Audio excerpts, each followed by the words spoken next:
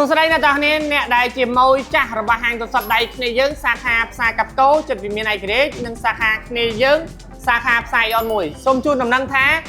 iPhone 16 Pro Max គឺមានការបញ្ចុះតម្លៃចាប់ពី 1229 ចុះនៅសល់ត្រឹមតែ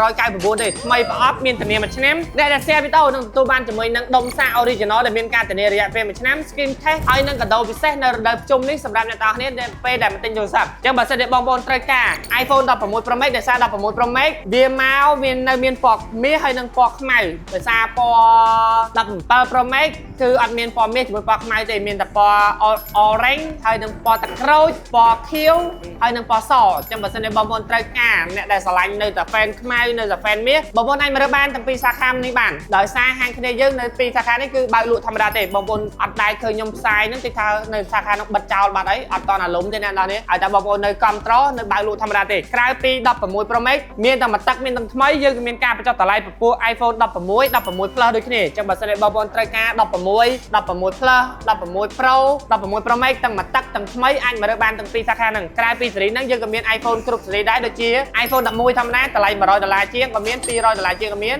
11 Pro Max តម្លៃ$200ជាងក៏មាន$300ជាងក៏មាន12ធម្មតាតម្លៃ$200ជាងក៏មាន iPhone 12 Pro តម្លៃ$300ជាងក៏មាន iPhone 12 Pro Max មាន300ជាង400ជាង iPhone 13ធម្មតាតម្លៃ$200ជាងក៏មាន$300ជាងក៏មាន iPhone 13 Pro លើសនឹងតិចតួចទៅ300ជាងទៅ$400ស្ដៅហើយនឹង13 Pro Max មាន$400ជាង14 Pro Max 14 Plus ហើយក៏មានគ្រប់ស៊េរីដែរអញ្ចឹងបើសិនជាបងប្អូនត្រូវការស៊េរីមួយណាអាចមករើបាននៅគ្នាយើងសាខាផ្សារកាកូនិងសាខាផ្សារអនមួយអាចយកបានចាស់ៗដែលបងប្អូនកំពុងប្រើយកមកវាយដូរបានដែរក្រៅពី iPhone យើងក៏មានលក់ iPad Samsung MacBook iPad ឯគ្រប់ស៊េរីអញ្ចឹងបើសិនត្រូវការស៊េរីផ្សេងៗអាចខមមិននៅខាងក្រោមឬក៏ឆាតចូល page ទាំងពីរសាខានេះបានអរគុណច្រើន